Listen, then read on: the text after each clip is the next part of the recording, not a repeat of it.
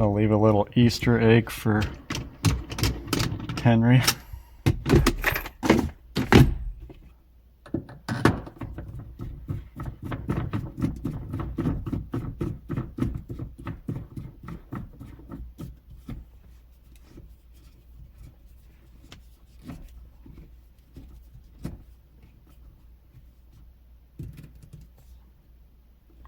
Yeah.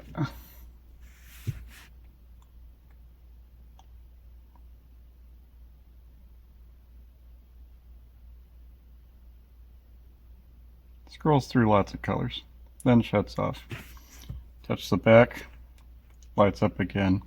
Lasts about a month before it needs a charge. There's a little charging port over here. You can use it with your cigarette lighter adapter for power. Comes with the cord. Good for another month at least, typically.